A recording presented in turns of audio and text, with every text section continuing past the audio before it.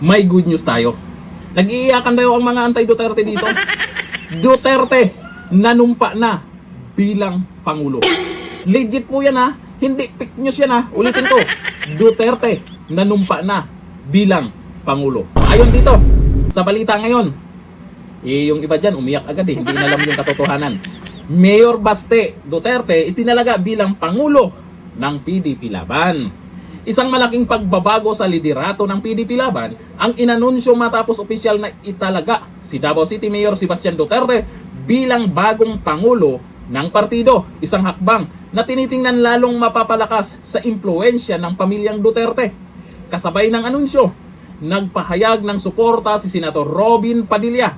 Ang sabi, napakasarap ang pakiramdam kapag ang mga ipinagdasal ay nasasagot at ang mga pinangarap ay nagaganap. Mabuhay ang Pilipinas, mabuhay ang Pilipino, mabuhay ang PDP Laban, mabuhay ka Ginoong Sebastian Baste Duterte. Ayon po yan kay Senator Robin Padilla. Sa balitang yan, binabasa ko yung mga komento. Merong iba dyan na hindi nagbabasa sa laman ng balitang yan. Nag-iiyakan sila.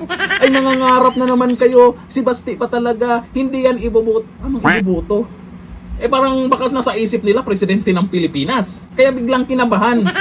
Yan talaga ang kinakatakutan. Lalo na sa mga buhaya at yung mga bayaran. Kasi naman, pag isang Duterte ang malagay sa Malacanang, kahit hindi si BP Sara ha, kahit itong si Baste Duterte ha, malamang magsiksikan sa kulungan mga kurap na politiko at yung mga trolls na bayaran, mawalan ng trabaho ang mga yan. Lugi ba? Lugi yung negosyo nila. Ang takot na takot kasi kayo sa mga Duterte. Eh ano naman kung sila yung maging presidente ng Pilipinas? Eh kagustuhan po ng karamihan yan. Kukontra pa kayo?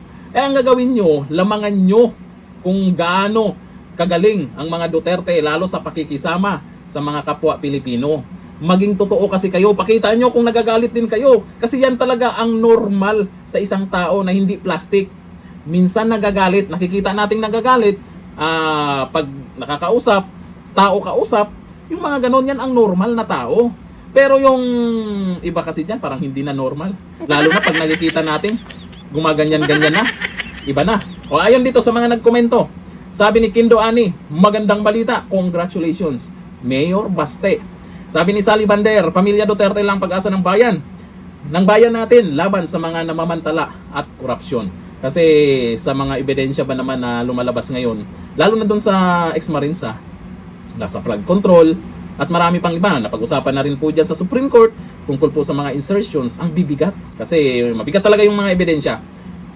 At nakikita naman po natin kung gaano nakalala ang korupsyon ngayon sa Pilipinas. Umaasa pa ba tayo na mananagot yung mga yan? O sana, managot yung mga yan.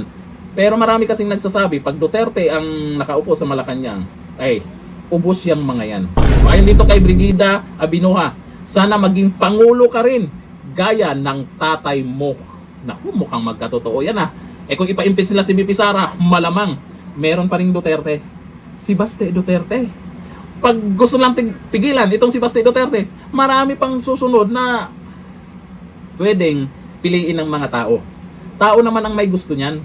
Kasi ang mga Duterte, mayroon nang napatunayan. Sa lugar mismo nila, makikita mo, pilit siraan ng iba, pero hindi kinaya. Makikita kasi ng karamihan kung ano talaga ang katotohanan. Siyempre, yung mga naninira, ang Davao, ganito, pakpak, ganon. Yung iba, pag pumunta sa Davao, ay, iba dito ah. Iba ang pamamaraan ng mga Duterte dito ah. Dapat ganito sa buong Pilipinas. Yun ang gusto ng mga tao na nakapunta dyan sa Davao City. Kung ikaw, gusto mo na ang buong Pilipinas ay maging kagaya ng Davao City, edi ano yung gagawin natin? Nasimula na po ni Tatay Digong noon sa pamamaraan niya. Dinaanan pa ng pandemic, partida. Paano maituloy-tuloy yan? Isang Duterte pa. Hanggang dito lang, thank you. Bye-bye.